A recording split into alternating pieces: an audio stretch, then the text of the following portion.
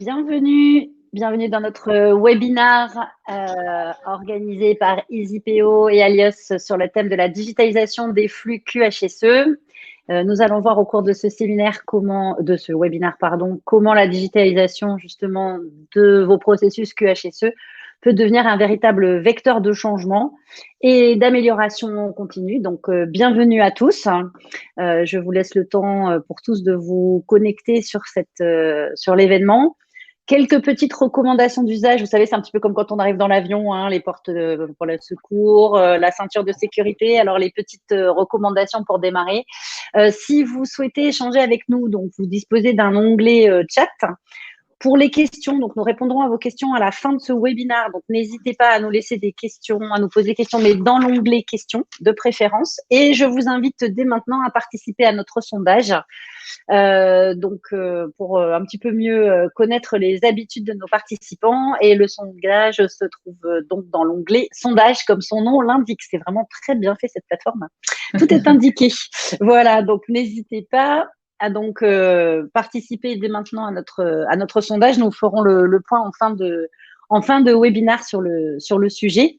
Et puis, posez vos questions vraiment sur l'onglet qui est dédié à cela pour qu'on puisse faire une petite synthèse. Donc, n'hésitez pas. J'attends que les dernières personnes se connectent et puis on va démarrer.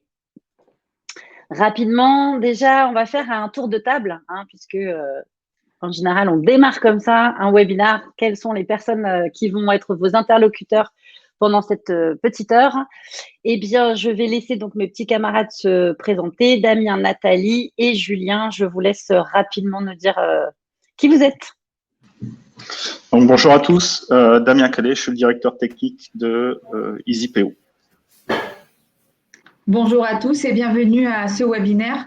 Donc moi, je suis Nathalie Labatte, la directrice commerciale et marketing de la société EasyPO.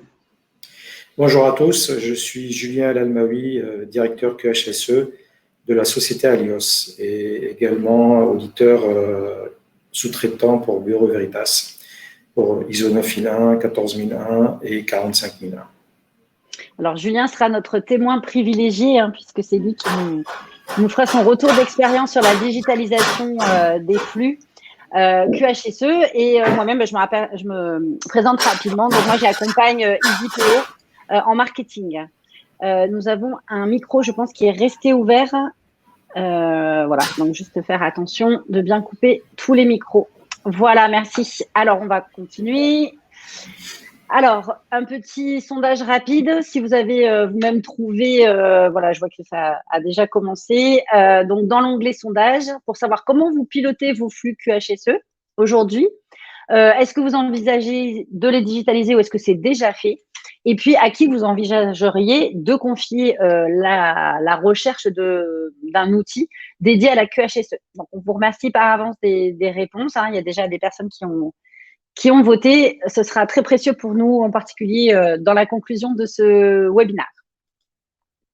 Alors, je vais passer la parole à Nathalie, qui va vous présenter rapidement la société EasyPO. Donc, EasyPO, c'est une société éditrice de logiciels qui se concentre sur le secteur du développement durable. Et donc, nous proposons des solutions digitales destinées sur ces thématiques-là. Donc, la société a été créée en 2010 par Damien Calais et moi-même. Ça fait 11 ans. Nous sommes sur Sophia Antipolis. Et nos solutions sont essentiellement dédiées au pilotage des démarches RSE et QHSE et pour les entreprises, qu'elles soient publiques ou privées. Voilà, notre objectif et notre volonté, c'est vraiment de vous mettre à disposition des solutions particulièrement ergonomiques et innovantes pour vous permettre un pilotage de vos démarches optimisées.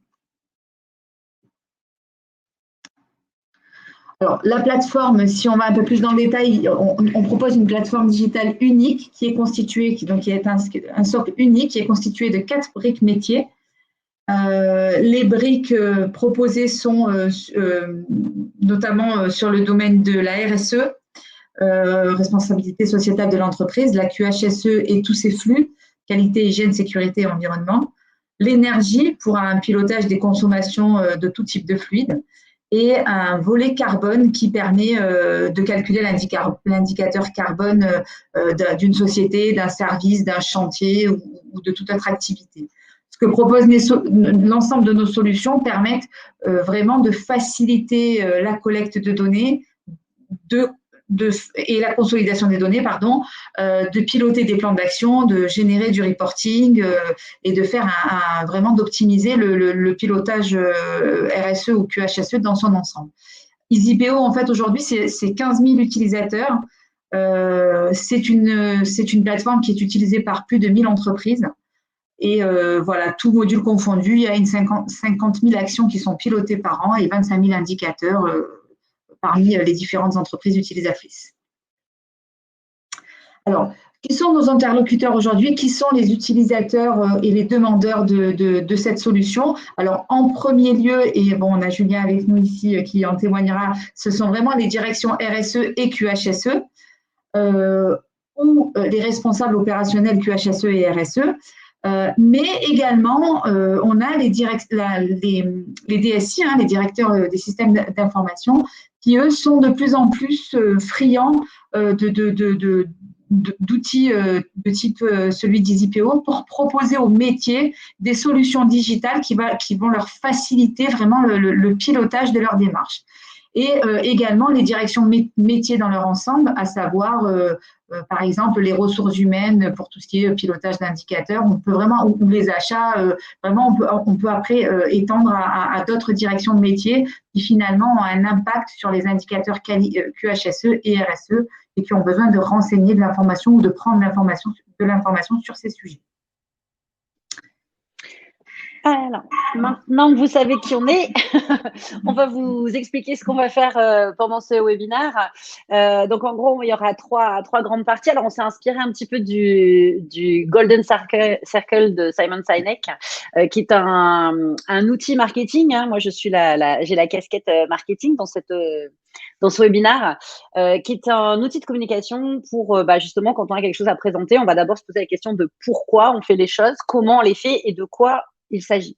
Donc, effectivement, la première partie va consister à réfléchir à pourquoi finalement on a ce besoin de digitaliser. Et en particulier, vous le verrez, parce que le monde, ça je ne vais pas vous l'apprendre, a beaucoup changé ces derniers temps.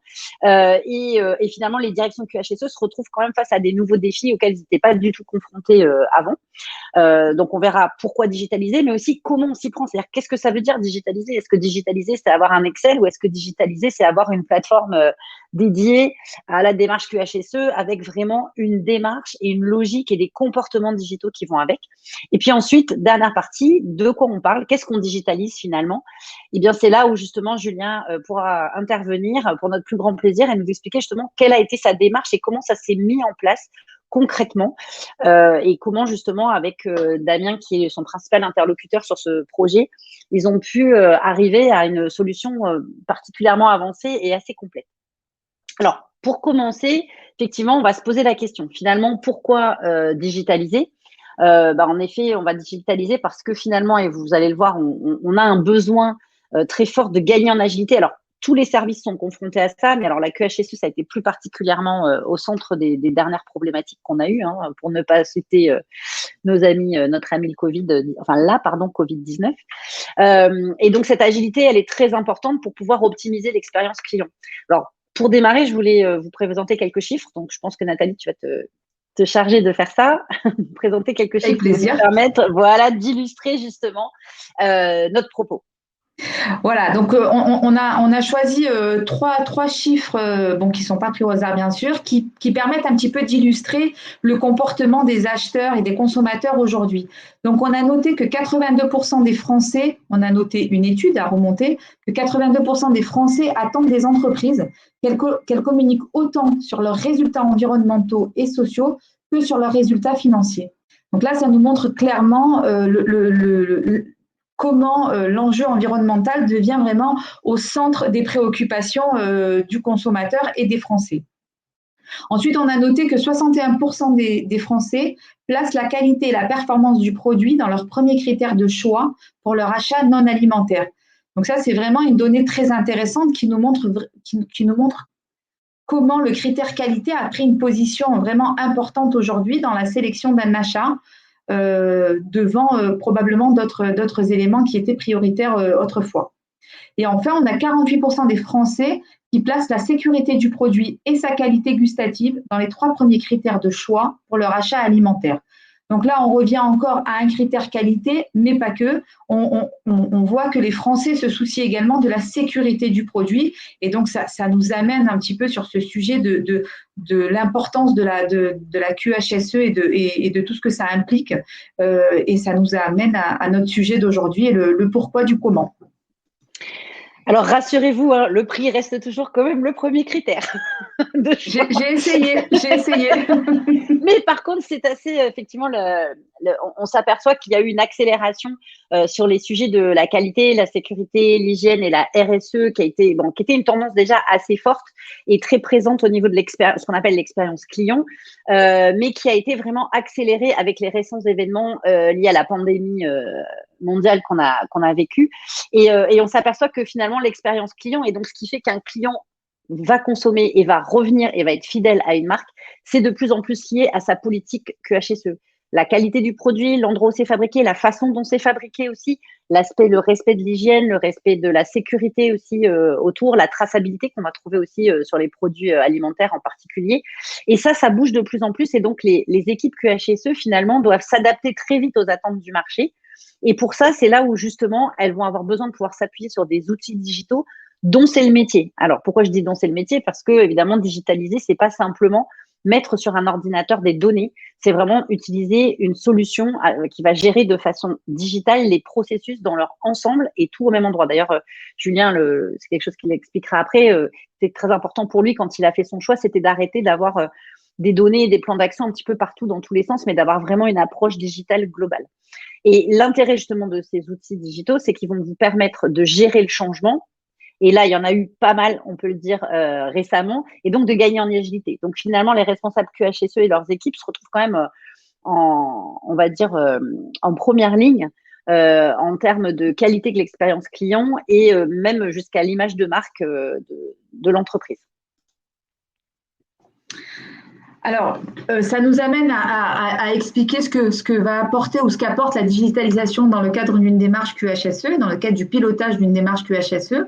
On l'a un petit peu dit, je l'ai un petit peu dit en introduction, mais donc d'une part, ça va déjà permettre de simplifier, de faciliter et de gagner du temps dans la collecte des données que l'on souhaite partager lorsqu'on pilote sa QHSE.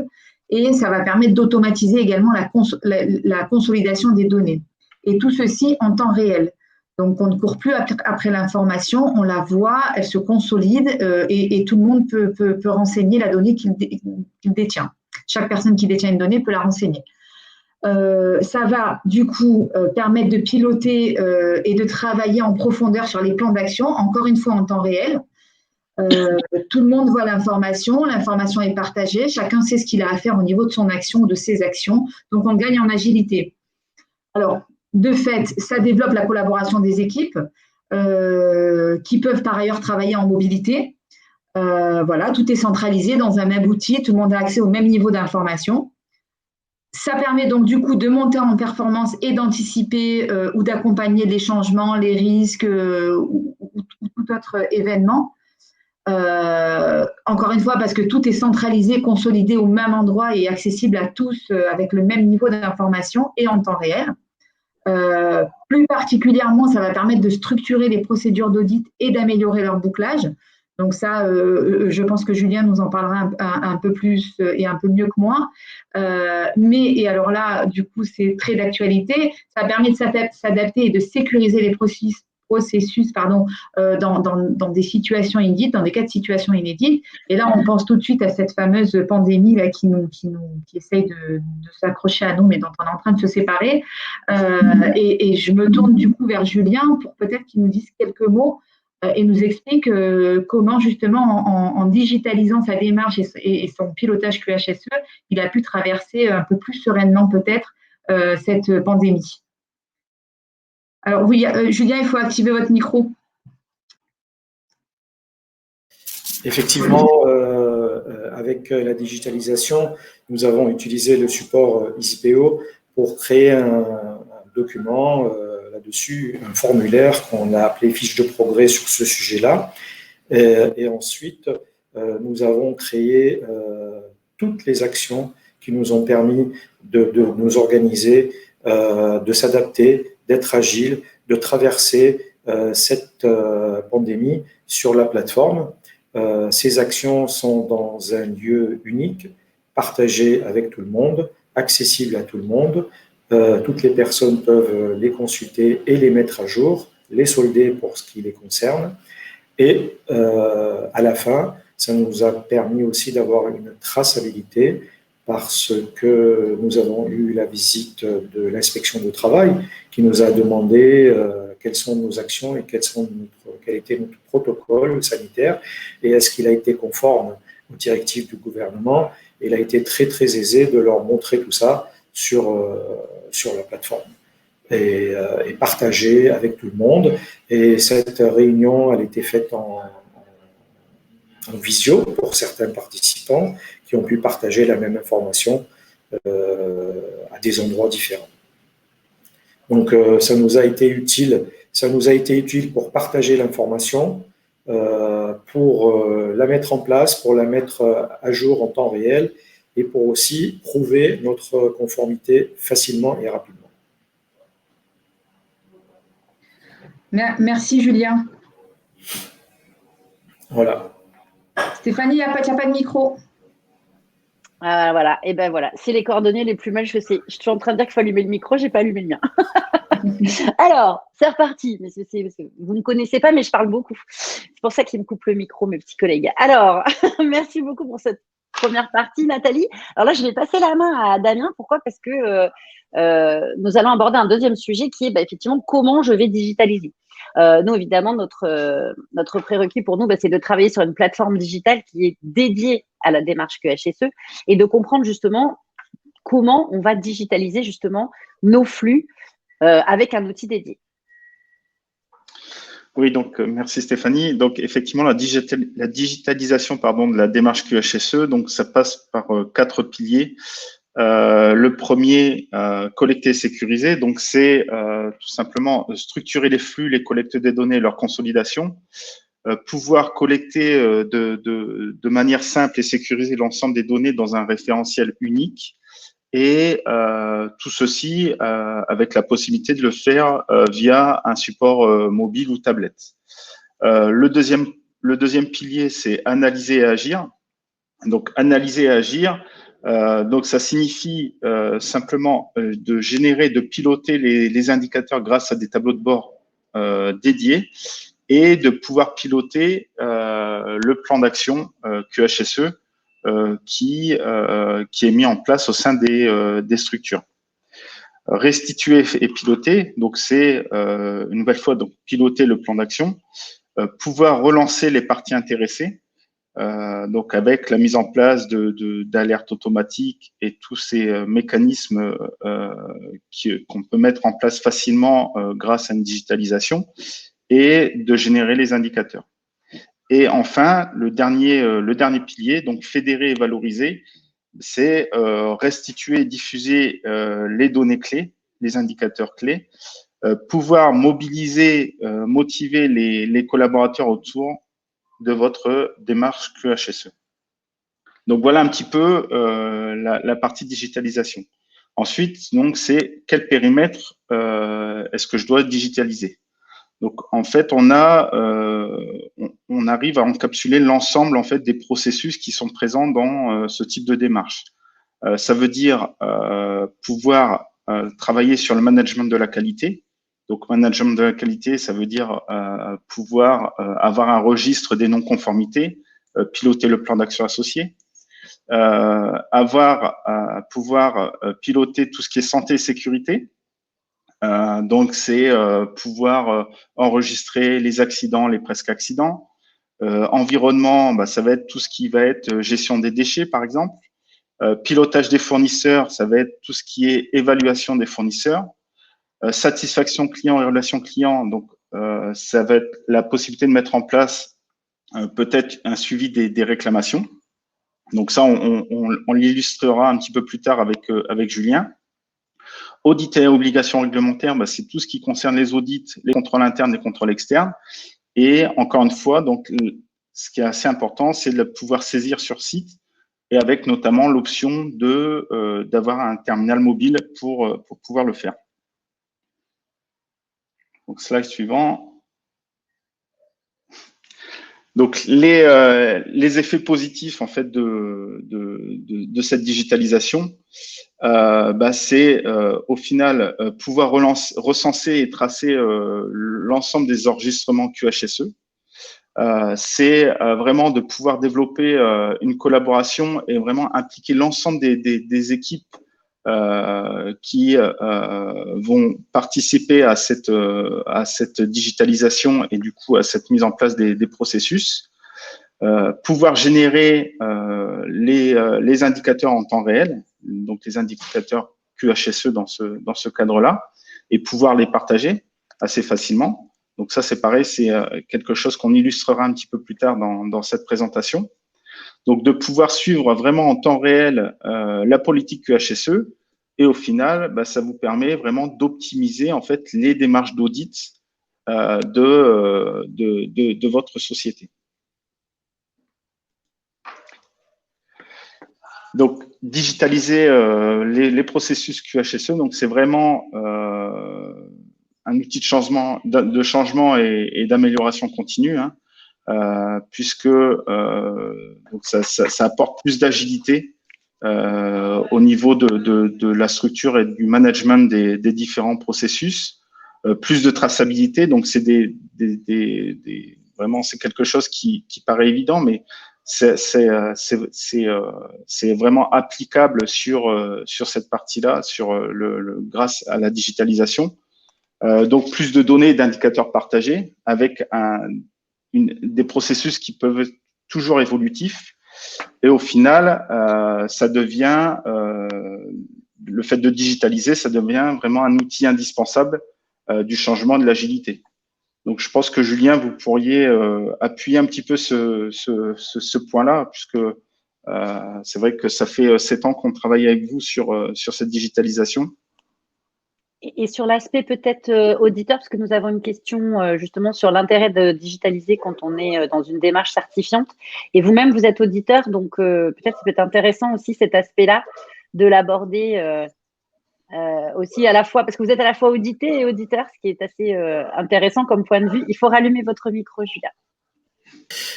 Tout à fait. Donc, 2 questions. Premièrement, l'outil de changement et d'agilité. Donc, effectivement, par rapport à la situation dont on a parlé tout à l'heure, la Covid, ça a été vraiment quelque chose qui nous a facilité la vie. Et ça a été déjà, ce que j'ai pas dit tout à l'heure, c'est qu'on ne connaissait pas l'ampleur de l'action. Et donc, on a commencé à mettre des petites actions qui n'étaient pas liées à quelque chose qui s'appelle plan d'action Covid d'une manière générale. Et donc, ces actions-là, on avait l'habitude de parce qu'on a un plan d'action unique, de les mettre sur les IPO.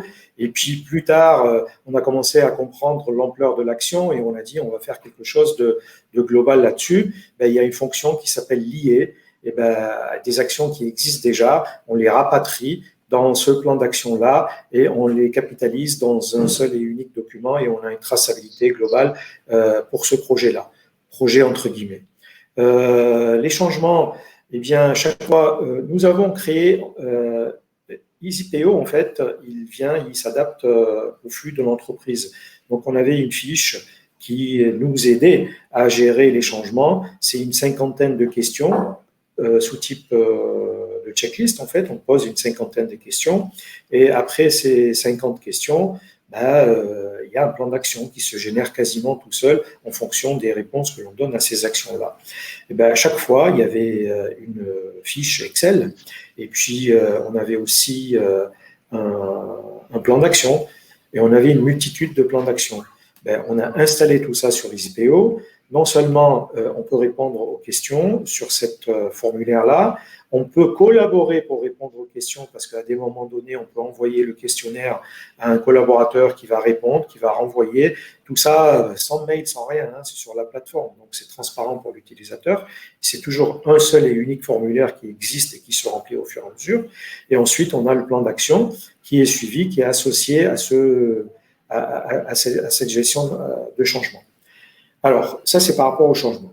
Par rapport à l'auditeur, ISO, plusieurs référentiels que je suis, et l'audité que je suis aussi, la difficulté, c'est qu'on a des audits internes. Chacun fait un rapport d'audit interne. Il y a des non-conformités, il y a des propositions d'amélioration, il y a des points faibles. L'audit externe, il fait pareil, et on a des multitudes de rapports. Ces rapports-là, en général, sont sur des documents, Word, Excel, je ne sais pas, ça dépend des entreprises. Et la difficulté, c'est de prendre tout ça et face à chaque point faible et à chaque non-conformité, voire à chaque opportunité d'amélioration, d'apporter des actions et ensuite les suivre, les centraliser. Et donc, et surtout, lors de l'audit externe, montrer, apporter la preuve que tous ces audits ont été bouclés. Et donc, tout ça, c'est facile par rapport à une démarche de digitalisation. On aura l'occasion de vous montrer des exemples plus concrets avec Damien. C'est des choses que nous avons mis en place et qui sont abouties. C'est vrai que ça fait 7 ans qu'on discute ensemble, qu'on travaille ensemble et nous avons l'âge de raison maintenant. C'est une grande histoire, Alios et ISIP. Alors justement, tout à fait. Je vous propose justement que vous nous racontiez votre histoire, Julien, en nous présentant déjà Alios et puis la philosophie dans laquelle votre équipe travaille autour des problématiques qualité et justement quels étaient les enjeux quand vous avez fait le choix de digitaliser complètement votre démarche et quels ont été aussi les bénéfices que vous avez pu constater. Donc, Alios, c'est une entreprise française, familiale, indépendante, qui existe depuis plus de 180 ans. Nous sommes concepteurs, fabricants de peinture et de revêtements pour le bâtiment, que ce soit décoration interne, que ce soit façade externe, et que ce soit tout ce qui est boiserie, métal, sol, tout ce qui est à proximité du bâtiment, les portails, les parkings, etc. Même, nous avons des marchés un peu spécifiques, comme la peinture sur les serres agricoles, des ombrageants. Nous avons un système complet pour les sols de tennis, avec des grainettes de caoutchouc, avec des amortissements bien étudiés et des systèmes différents pour ce genre de salles et de terrain. Nous avons des peintures un petit peu, la peinture sur gazon pour les terrains de foot. Voilà, donc on a ce genre de peinture. Tout est fabriqué en France, fabrication française dans 2 usines, donc à Villeneuve-Loubet et à Pamiers. Si on peut passer le slide suivant. Donc 100% fabrication française, marché à 80% français, mais après on a bien sûr une partie à l'export. Nous sommes 460 salariés. Nous avons 3 laboratoires de recherche et développement, un site à Villeneuve-Loubet qui fabrique, Villeneuve-Loubet dans le 06, donc qui fabrique, je suis là, et qui fabrique tous les produits en phase aqueuse, un site à Pamiers qui fabrique les produits en phase solvant. Nous produisons et distribuons 23 000 tonnes de peinture par an. Notre siège social est à Marseille. La photo que vous voyez en bas à droite, c'est l'entrée de notre usine à Villeneuve-Loubet. Et celle qui est à côté, c'est à l'intérieur de l'usine, c'est des silos de carbonate de calcium qu'on utilise dans notre peinture. Le chiffre d'affaires, l'évolution de chiffre d'affaires, vous la voyez. Donc, on était à 21 millions d'euros en 1985. Aujourd'hui, on est en 2019 à 103 millions d'euros. Nos marques. Nous avons 3 marques principalement. Nous avons Blancolor, qu'on a acheté il y a 5 ans. Jeffco, c'est la marque, c'est pas avec un G, mais avec un J, la marque traditionnelle que nous avons depuis toujours. Et Soframap, une 3e marque. Et aussi, on a la marque du grand public qui s'appelle Washpearl. Donc, Jeffco et Blancolor, ce sont des réseaux intégrés dont les points, vous les voyez sur la carte de France, 65 agences en France. Donc, ce sont nos salariés, ce sont nos agences et on distribue nos produits à des entreprises qui vont appliquer la peinture ou très peu à des particuliers. Soframap, c'est autre chose, on vend à des grossistes qui sont peut-être des concurrents à nos points de vente, mais c'est pas grave. C'est la marque Soframap. Washpearl, donc c'est la marque grand public. On vend à Castorama, à Leroy Merlin, à Bricorama, ou à Point P, voilà. Les usines, donc 100 personnes, j'ai dit 23 000 tonnes. On a une plateforme logistique à Marignane qui fait 9 000 mètres carrés et on a 10 000 palettes prêtes à être distribuées, vendues dans toute la France. 90% en gros de l'activité se fait en France et 10% à l'export. Nous avons une autre société, c'est Coloris. Elle fabrique des colorants. Elle, sa plus grande partie de l'activité, c'est dans le monde. C'est un petit peu différent. Donc, les enjeux de la politique QHSE d'Alios, donc comprendre la complexité et intégrer l'exigence multiple du client. Depuis son besoin initial, le cahier des charges qu'on définit avec la conception, la fabrication, le transport, la distribution à tous les stades, le service après-vente à tous les stades. Il faut comprendre quel est le besoin du client. Il est différent d'un client à un autre et c'est ça qui fait notre force par rapport à nos confrères. Je répète, nous sommes une société indépendante, française, mais devant nous, on a des multinationales très, très puissantes. Et donc, le service et comprendre la complexité et répondre à cette complexité, la proximité, fait partie de nos forces. Mais aussi, il faut chasser la non-valeur ajoutée en se posant toujours la question, est-ce que le client est prêt à payer cette étape-là ? Contrôler, recontrôler, est-ce que le client est prêt à payer 2 fois un contrôle ? Optimiser nos coûts de production et de logistique afin d'être compétitifs, parce que nos concurrents sont des multinationales et ils ont des forces de frappe beaucoup plus importantes que nous. Donc, c'est très important. Intégrer le développement durable dans nos activités d'innovation, c'est évident. Aujourd'hui, c'est la demande de notre client, des gammes verts, écolabellisées, etc. Des produits destinés à des chantiers HQE, haute qualité environnementale, etc., etc. Séduire nos clients par notre image d'entreprise innovante axée sur le service. Là, il y a 2 mots, il y a l'innovation et le service. Donc, c'est ça qui aussi fait qu'on reste présent sur le marché qui est difficile, hein, un marché difficile, mais on reste présent et on consolide notre place. Donner l'esprit d'équipe au personnel, eh bien, ce n'est pas que des mots, parce que dernièrement, pour la période de Covid, c'est là où on a vu qu'on avait un très bel esprit d'équipe. On a inventé le drive avant tout le monde pour le Covid. On a fabriqué notre propre solution hydroalcoolique. On a été soudés. On a fait des équipes qui tournaient 15 jours. Les autres restaient à la maison 15 jours. On revenait 15 jours. On n'a pas laissé tomber les artisans qui voulaient travailler et qui étaient tout seuls sur un chantier. Donc voilà, c'était un bel esprit d'équipe à travers ça. Ce n'est pas que des mots.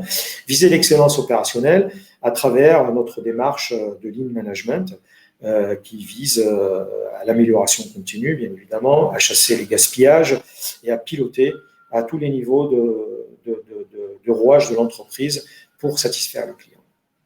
Alors, ce qui est intéressant d'ailleurs dans ce que vous dites, Julien, on en avait parlé déjà hier, c'est par rapport aux chiffres qu'on a produits en début de présentation, justement, sur la recherche de la qualité, qui était un critère très important. En fait, vous, justement, c'est un point qui est très important dans la démarche globale de l'entreprise. C'est vraiment de se positionner sur la qualité et la réactivité, la proximité et vraiment l'adaptation, puisque effectivement, j'ai mis d'ailleurs un lien dans le chat vers justement ce sujet-là et puis une interview que je rajouterai où vous avez expliqué ça, justement, comment justement vous avez été capable de gérer au niveau du Covid jusqu'à de la création, d'aller créer votre propre gel hydroalcoolique, etc. Donc, vraiment, la qualité, on voit qu'au sein de l'entreprise, c'est vraiment un élément clé du positionnement. Et c'est ça que je trouve, je me permets de souligner que je trouve très intéressant dans cette approche. Absolument, la qualité et la proximité et l'agilité. Donc, c'est ces trois choses, et ça a été prouvé lors de cette dernière crise Covid, où nous, on n'a pas baissé les bras, et je pense qu'on est fiers de ce qu'on a fait, et on est sorti d'une manière très honorable. Voilà, donc le projet de digitalisation QHSE d'Alios, les enjeux, en fait, au lieu de parler des enjeux, je vais parler de la situation avant notre collaboration avec Damien et Nathalie. Donc, en fait, on avait des flux QHSE, on était certifiés, mais ces flux QHSE, ils étaient indépendants les uns des autres, je vais m'expliquer, et on n'avait pas une vision d'ensemble sur ces différentes flux, et il n'y avait pas une traçabilité descendante ou remontante dans ces flux qualité. On va s'attarder un peu plus là-dessus plus tard. Et donc il fallait améliorer ça. Les données, ils étaient collectées, on passait du temps. Une fois que les événements se sont passés, une réclamation client, une réclamation fournisseur, les déchets, la consommation d'énergie, etc., toutes les informations dont on a besoin, une fois que les événements se sont passés, et c'est terminé, et ça fait partie du passé, on commençait à collecter les informations pour fabriquer les indicateurs. En d'autres termes, on comptait les morts. Et on donnait les chiffres une fois que personne n'avait plus besoin. Une fois que c'est passé, que les gens s'intéressaient à autre chose. Gagner du temps en efficacité et en transparence, évidemment, quand on travaille sur le flux et on le met en place, et en même temps on génère les indicateurs, et en plus en temps réel, et en plus partagé par tout le monde, que personne ne vous demande, que vous n'avez pas le privilège d'avoir l'information et de la diffuser à votre guise, elle est présente pour tout le monde, c'est gagner du temps en efficacité et en transparence. Déployer la solution sur des nouvelles entités au fil de l'eau. On a commencé avec Alios. Je vous ai présenté Alios, mais je vous ai parlé de Coloris. Donc, Coloris, on a déployé la même chose sur Coloris, mais en personnalisant sur les flux de Coloris. Entre-temps, entre le début de notre collaboration avec Damien, on avait une plateforme logistique. On a adapté les choses pour la plateforme logistique. On a acheté la marque Blancolor, donc on a adapté aussi les choses pour la marque Blancolor. Donc, c'est une solution qui s'adapte avec l'évolution de l'entreprise. Qu'est-ce qu'on a gagné ? Bien entendu, une automatisation de la gestion des flux, mais surtout une visibilité du début jusqu'à la fin du flux. Je reviendrai là-dessus tout à l'heure.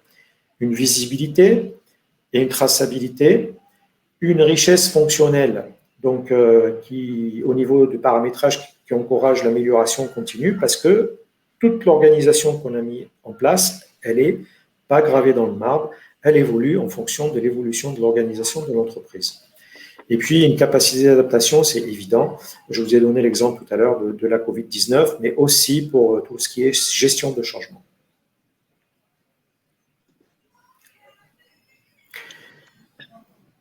Alors, ce que je vous propose maintenant, c'est qu'on voit un peu plus en détail justement comment ça se passe de façon très pratique, puisqu'on a une question allant avoir un aperçu concret de la solution.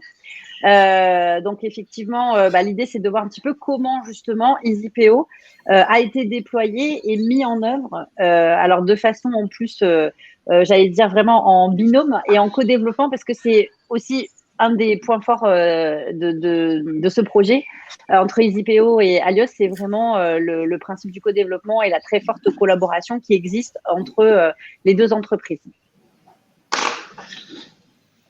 Donc, pour commencer, donc effectivement, la plateforme, elle est très configurable.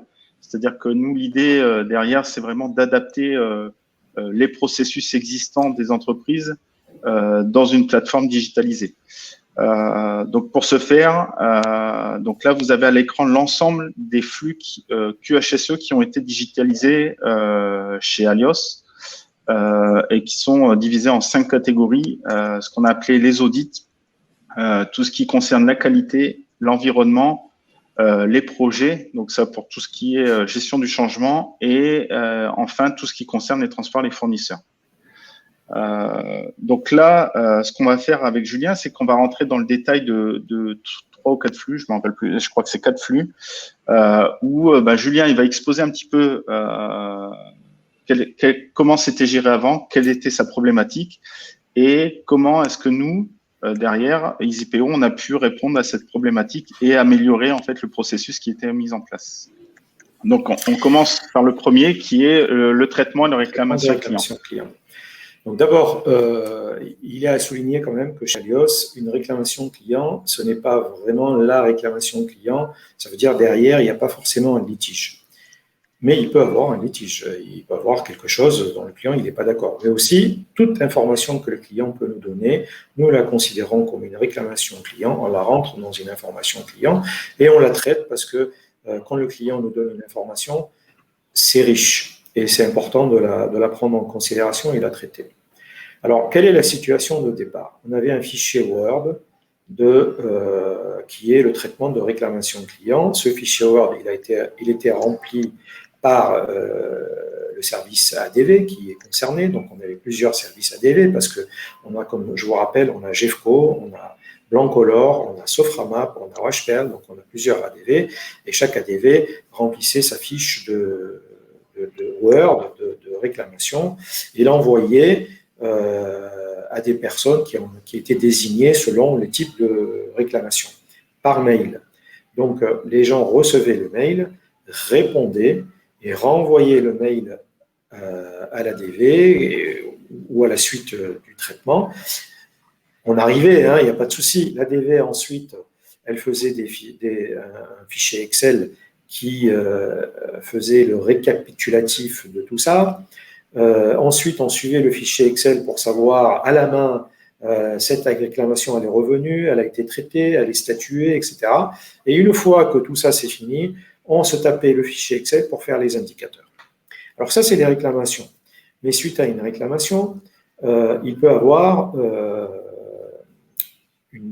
un litige transport, parce que la réclamation peut porter sur un cas transport. Il peut avoir un litige fournisseur, une réclamation fournisseur. Il peut avoir même, on demande à retourner le produit. Il peut avoir beaucoup de choses derrière qui doivent être liées à ce début de réclamation. Et même après l'analyse des causes, il peut y avoir des actions d'amélioration, donc en plan d'action. Donc un flux assez complexe, assez long, mais compliqué à suivre. Avec des Word et des Excel et des fichiers à gauche, à droite et des saisies à ne plus en finir. Donc l'idée, c'était d'arrêter tout ça et de faire quelque chose de beaucoup plus fluide et qui a une traçabilité ascendante et descendante et montante, enfin, dans les deux sens, quoi. Donc là qu'est-ce qu'on a fait? Tout simplement, on a repris la fiche réclamation définie par Alios. On l'a définie dans la plateforme, puisque la plateforme, vraiment, il y a un côté paramétrage qui vous permet de définir ce type de fiche. On a défini également tout ce qui était les différents flux, c'est-à-dire les envois d'emails, à qui sont adressés les emails, etc. Donc, ça, encore une fois, c'est paramétrable sur l'outil. Et enfin, on a pu lier les différentes fiches de réclamation avec ce que ça pouvait déclencher, comme les fiches de progrès, litiges fournisseurs, etc., comme l'a décrit Julien. Au final, lorsque les réclamations sont saisies, on se retrouve avec un registre des réclamations qui peut être filtré et qui permet de faire une première analyse. Et bien entendu, on a une partie synthèse qui va permettre en fait de créer des propres tableaux de bord sur différents indicateurs liés aux réclamations. Donc, ça peut être le nombre de réclamations, le nombre de réclamations en fonction des objets, en fonction des statuts, etc. Donc, ça, c'est ce qui concerne la partie réclamation. Le deuxième flux, oui. Si je peux intervenir, juste pour conclure sur cette partie-là, les emails, ce ne sont pas des emails pour traiter la réclamation, ce sont des emails de notification et les personnes reviennent sur un document unique qui est sur la plateforme et tout le monde a le même document en même temps, qui est en enrichissement collaboratif. Voilà, c'est juste pour dire ce point-là et le deuxième tableau là, il est généré automatiquement. Ce que tu viens de montrer, Damien, là, celui d'avant. Là. Donc, il est généré automatiquement. On courait derrière et là, il sort et en temps réel. Voilà. Oui, donc, tout à fait. Voilà. Donc là, même chose pour donc le flux de gestion des déchets. Donc Alios a une problématique sur la gestion des déchets. Donc on a pu, au travers de la plateforme, pouvoir créer cette fiche déchets qui contient toutes les informations d'origine provenant d'Alios, c'est-à-dire que c'est vraiment l'outil qui est adapté en fonction de ce qu'a besoin de mettre en place l'entreprise. Et on se retrouve avec le registre des déchets, c'est-à-dire tous les enregistrements des déchets qui sont saisis sur la plateforme. Et au final, on obtient un petit peu une sorte de synthèse également spécifique pour les déchets, c'est-à-dire un tableau de bord avec des représentations graphiques, et un registre des déchets qui permet d'analyser les déchets et de répondre aux contraintes réglementaires, notamment lorsque Alios a des visites de l'ADREAL. Tout à fait. Le troisième flux, donc, c'est gestion du changement. Donc là, encore une fois, donc je pense que vous avez compris le processus. On a créé une fiche qui permet de mettre en place un questionnaire de pilotage des changements. Ce questionnaire, donc, il est évolutif, c'est-à-dire que Julien et son équipe peuvent modifier à souhait le contenu de ce questionnaire. Et là, ce qui est intéressant sur le questionnaire, c'est que ça va permettre de associer des actions et de piloter vraiment, d'enrichir le plan d'action par rapport à des gestions de changement ou des questions qui ne seraient pas entre guillemets satisfaisantes en termes de changement. Et enfin, donc le dernier flux que nous illustrons ici, c'est la partie audit. Donc là, la possibilité donc de saisir l'ensemble des rapports d'audit en fait qui sont réalisés par Alios. Et ce rapport d'audit, donc ça permet d'avoir un registre des rapports d'audit qui peut encore une fois être filtré, sur lequel on peut faire des extractions et sur lequel des analyses peuvent être réalisées et qui permettent à Alios d'avancer un petit peu sur tous ces processus. Donc là, j'insiste sur le fait qu'on a illustré 4 flux qui étaient pilotés par Alios. Aujourd'hui, Alios, je crois que c'est plusieurs dizaines de flux qui sont quand même pilotés. Donc voilà, on ne pouvait pas tout vous exposer ici, mais voilà, c'était des choses qu'on voulait mettre en avant. Pour dire un mot là-dessus, chaque fois qu'on a parlé d'un plan d'action, en fait, c'est le seul et unique plan d'action. Il y a un seul plan d'action. Ce plan d'action, toutes les sources qui permettent de générer un plan d'action, chaque fois qu'on a décidé qu'un formulaire, que ce soit de gestion, de réclamation, de déchets, d'audit, de gestion de changement, de litige fournisseur, de litige transporteur, génère une action, ça tombe dans le même plan d'action et on a un plan d'action unique dans la société, consultable par tout le monde avec des pilotes. Et donc, on peut faire des tris par pilote, on peut faire des tris par participant, on peut faire des tris par état d'avancement, on peut faire des tris par origine de l'action, pourquoi elle est tombée. Par exemple, le plan de management environnemental, il a son propre plan d'action. Tel projet, il a son propre plan d'action. Le Covid, il a son propre plan d'action, etc., etc. Et on a un état d'avancement par origine, par personne, par pilote et global. Et on permet d'animer l'avancement du plan d'action d'une manière dynamique, en temps réel.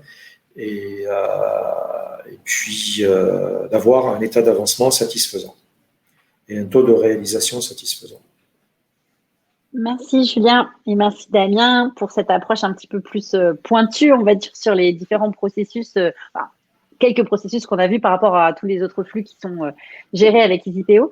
Alors, il est bientôt l'heure de conclure, puis ensuite de répondre à vos questions. Alors, juste rapidement, je fais un petit point sur le sondage. Alors, donc, à la question à comment pilotez-vous vos flux QHSE aujourd'hui, eh bien, vous êtes 58% en tout cas parmi notre auditoire à le faire avec Excel, 33% autrement. Alors, je ne sais pas si c'est du coup si c'est en manuel ou si c'est avec un outil digital dédié, vous êtes 8%. Et personne n'a opté pour l'auto-note. Voilà, donc, je le dis, Nathalie. Voilà. De l'autre côté, deuxième question, est-ce que vous envisagez de digitaliser vos flux ou de changer d'outil? Donc oui, à long terme, vous êtes quand même 64% à vous dire qu'effectivement, c'est important pour vous de faire évoluer, en tout cas, vos pratiques en termes de traitement de l'information, de restitution et de collecte. Vous êtes 18% à ne pas avoir encore le budget, d'autres à court terme, donc 9%. Et puis, certains d'entre vous n'en voient pas l'intérêt. Ça se défend, tout à fait. Là, pour vous faire changer d'avis, mais on espère en tout cas que peut-être si vous refaisiez le sondage maintenant, vous ne répondriez peut-être pas la même chose. Et puis, le dernier point, ce qui est intéressant aussi de savoir, c'est qui est la personne la mieux placée finalement pour rechercher cet outil de digitalisation. Eh bien, vous êtes quand même 64% à plébisciter le directeur QHSE. Donc, les métiers, finalement, le métier de la qualité qui va être effectivement privilégié pour faire le choix. 9% au DSI, 18% une autre personne. Alors peut-être par rapport à la taille de l'entreprise. Vous êtes quand même 9% à faire confiance à votre stagiaire. Bonne idée, mais ça peut être sympa que ce soit le stagiaire qui travaille en binôme avec le le directeur de la QHSE ou un autre. En tout cas, c'est un vrai sujet qui est vraiment à être traité, même si on parle de digitalisation, vraiment par la partie métier en binôme avec le DSI. Alors, juste pour conclure, par rapport à tout ce que nous a dit justement Julien, c'est assez intéressant. On s'est amusé à faire une pyramide de Maslow. Peut-être que ça va rappeler des souvenirs à certains. Donc, la pyramide de Maslow, qui est la pyramide sur les besoins finalement, les besoins de base, les besoins de sécurité, les besoins d'appartenance, d'estime et puis d'accomplissement.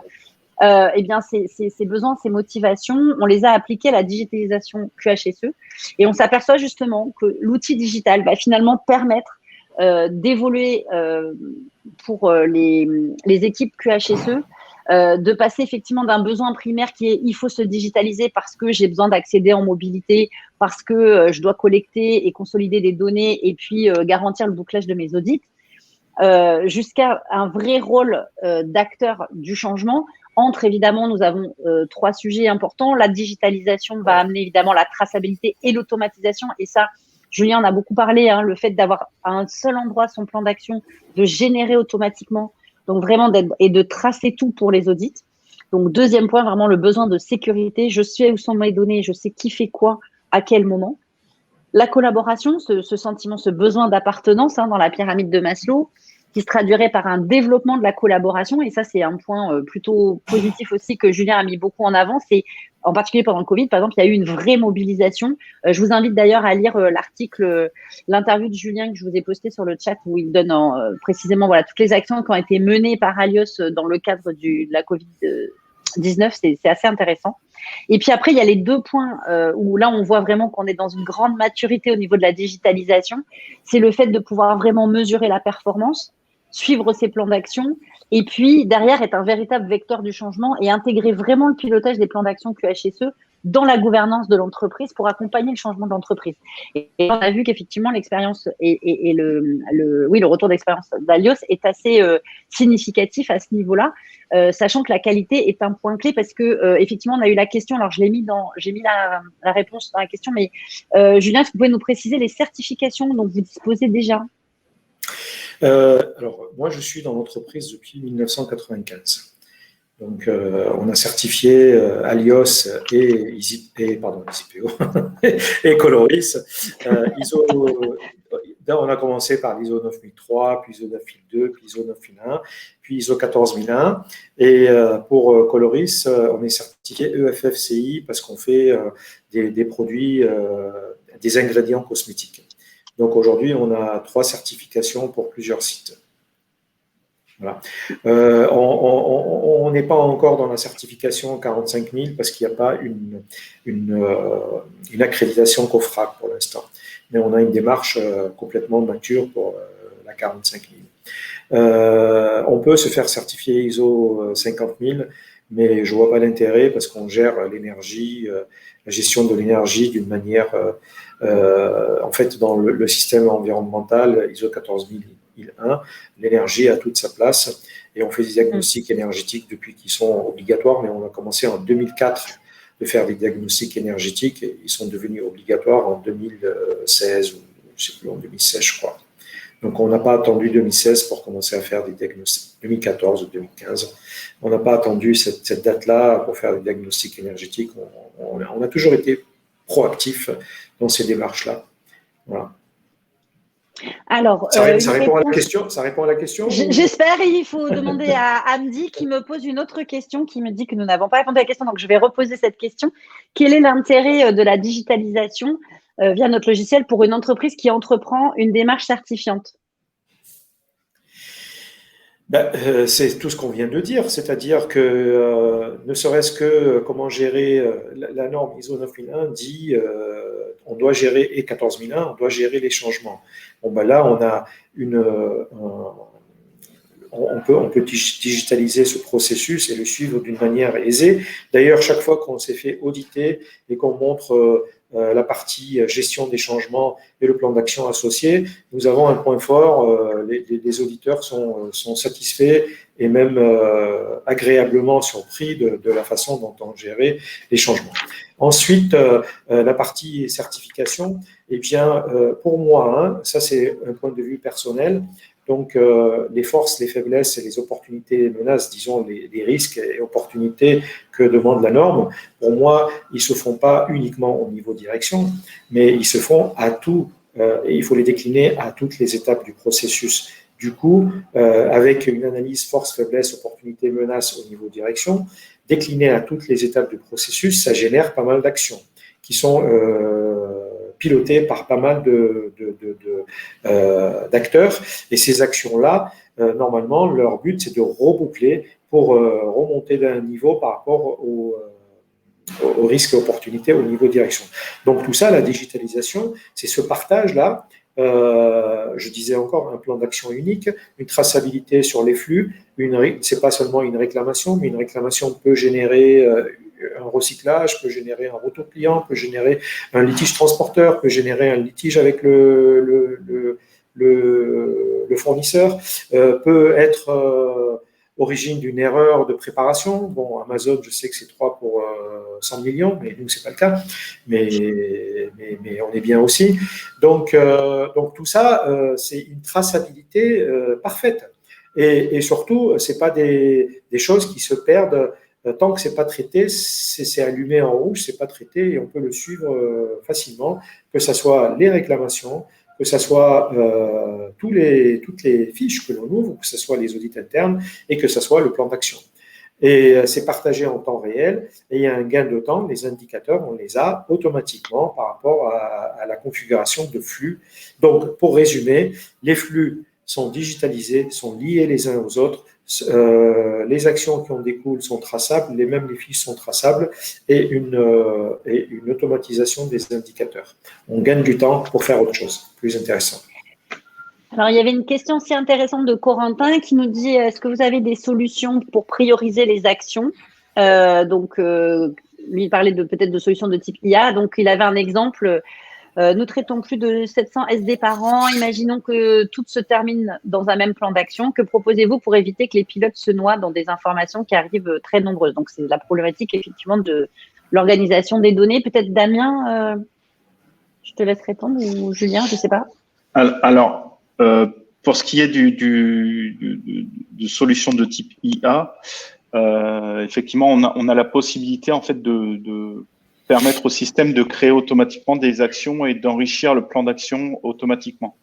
Ça, on peut définir des règles qu'on peut implémenter et qu'on peut configurer dans l'outil qui permettent on va dire, alors c'est pas réellement de l'IA, mais c'est vraiment de pouvoir rendre un petit peu le système, entre guillemets, intelligent pour que ça puisse s'alimenter. Après, pour ce qui est pour éviter que les pilotes se noient dans les informations, ça, je pense que c'est plus du recours on va dire, de la structure de l'action en elle-même, c'est-à-dire pouvoir, je pense, après je suis pas expert dans le métier, mais c'est de pouvoir peut-être catégoriser les différentes actions pour éviter, pour bien en fait dispatcher en fait l'ensemble des actions au bon interlocuteur au final. Il y a deux niveaux. Nous, on était confrontés au même sujet et on a eu des réflexions là-dessus en disant, d'abord, quand il y a une action qui tombe, le système demande la date d'échéance. Et la date d'échéance, c'est déjà donner une priorité. Est-ce que je peux me permettre d'avoir 3 mois sur cette action ou est-ce que c'est prioritaire? Il faut que ça soit dans un délai plus court, même si c'est le même pilote. Donc là, la date d'échéance, elle est libre, on peut la définir comme on veut et la modifier comme on veut. Mais il y a une deuxième possibilité que nous n'avons pas opté, parce que du moment où on a défini une action, on peut définir un champ et dire priorité 1, 2, 3, 4, parce que, encore une fois, c'est libre, on peut paramétrer ce qu'on veut. Donc, on peut calquer, on peut mettre, c'est digitalisé. En fait, l'intérêt, c'est pas une solution qui tombe sur vous et sur laquelle il faut que vous adaptez. C'est l'inverse. C'est vous calquez votre organisation dans la solution, elle s'adapte à vous et elle vous aide et elle vous fait gagner du temps. Donc, si vous voulez définir un champ avec des niveaux de priorité, c'est possible. Je parle sous le contrôle de Damien. Et après, on filtre sur pilote et niveau de priorité. Et aussi, il y a l'échéance. Aussi, priorité numéro 1, mais échéance dans 6 mois. Je ne sais pas s'il faut le traiter avant une priorité numéro 2, une échéance dans 1 mois. Donc, il faut être cohérent jusqu'au bout. Voilà. Donc, on peut avoir 2 critères qui permettent de répondre à ça. Super. Très bien. Nous allons devoir conclure. Je regarde si nous avons dernière question. Alors, juste où sont hébergées les données rapidement, Damien, puis ensuite on va conclure. Si vous avez d'autres questions, on est disponible après. N'hésitez pas à nous contacter. Damien, juste sur l'hébergement, expliquer que c'est une solution en mode SaaS. Oui, c'est en mode SaaS, donc les données sont hébergées en France. Après, on peut opter sur une solution où c'est un serveur qui est hébergé et qui est contrôlé par le client, sur lequel on installe l'application. D'accord. Merci Damien. Alors, ce qui est intéressant, c'est que on a Hugo qui nous fait la conclusion en fait de notre webinaire. C'est super. Merci Hugo.